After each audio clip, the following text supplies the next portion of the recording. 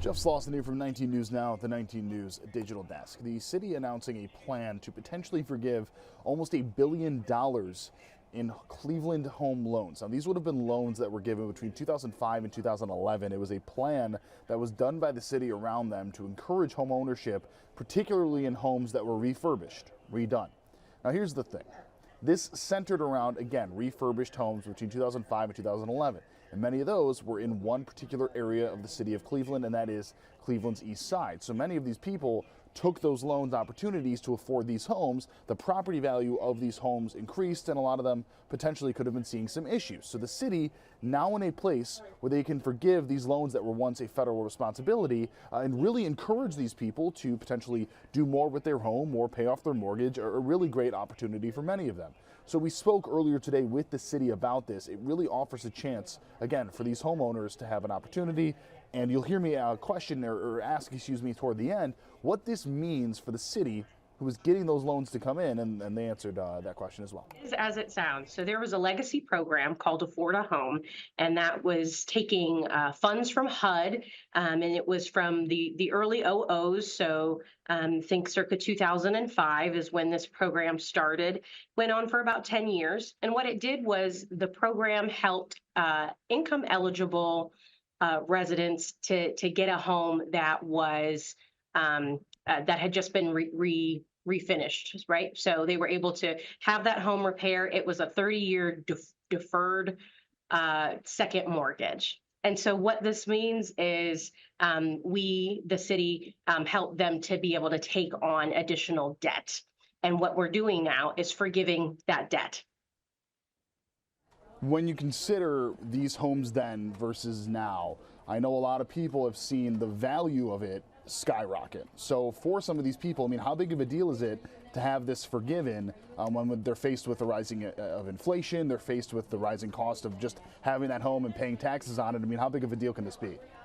Yeah, I think it's a really big deal, right? So when you think about how this impacts somebody on a day-to-day basis, you're not thinking maybe of your small loan from the city on a daily basis, but it makes a really big impact when you're trying to move, maybe when you're trying to refinance, when you're trying to make other decisions, financial decisions, and you have this debt hanging over you. And so what this does is preemptively makes that free and clear. Alyssa, how many people are going to be affected by this? How many people were involved in the loan program? Yeah. So our estimates are around 300. We had over 350 folks take advantage of these loans over time. Some of those have already passed that 30-year time lapse. Our records show that we have loans from as early as 1983. So those are already closed out, but most of ours are within the last 20 to 30 years, and they're coming up on maturing. The last one would mature around 2040. So that they wouldn't be free and clear until that point. And this is really just helping us to be proactive.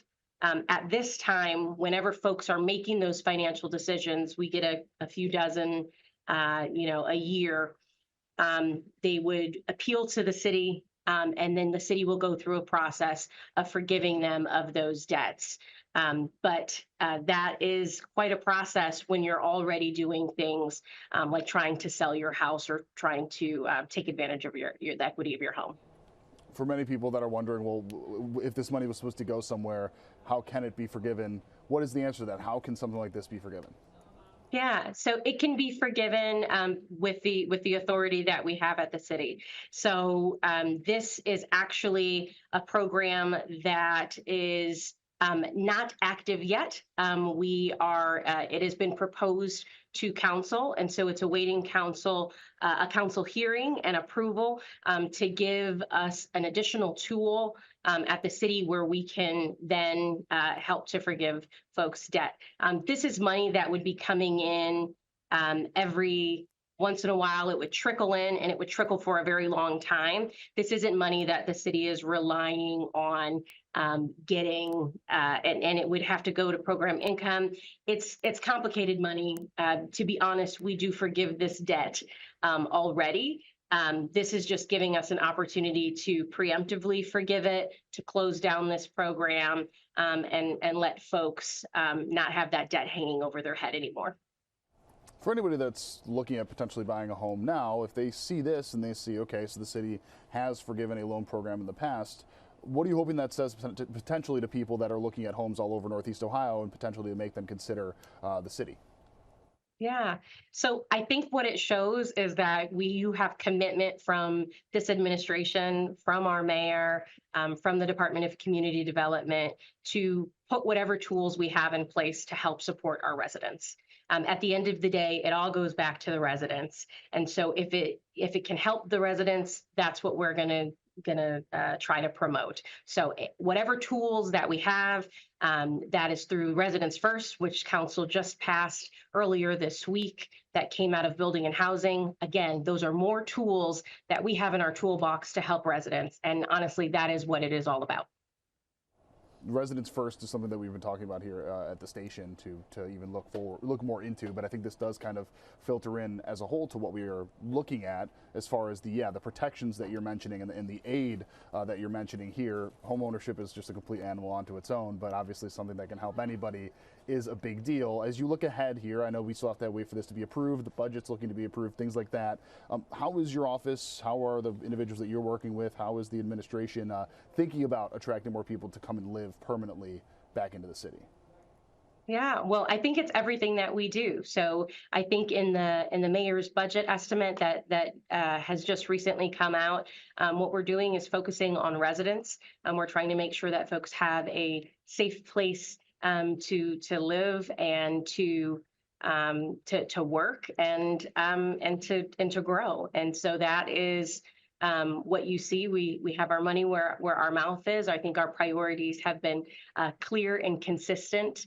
And this is just another example of how we can use the tools that we have to ensure that residents can live well here in Cleveland.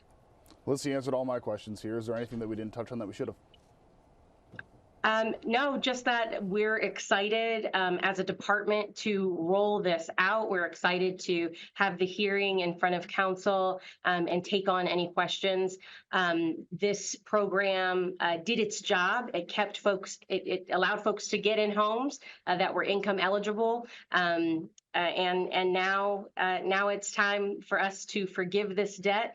And this is going to have impacts all across the city. There are concentrations on the east side, both on the northeast side and on the southeast side. And so while there will be impacts to those individual residents, we hope that it'll be felt throughout the city. Yeah, so big deal for those communities there. And coming up on 19 News at 10 and 11, I'm going to break down why it's such a big deal for people in those communities and particularly for the community as a whole. All right, that is it for our coverage here. Of course, much more to come on 19 News at 10 and 11. We also will have at 9:30 our weather stream. So go ahead and stay tuned for everything that we have over here. For now, I'm Joe Sloss with 19 News. Have a great night. We'll see you coming up in a little bit. 19 News, now streaming on Samsung Smart TV. Search for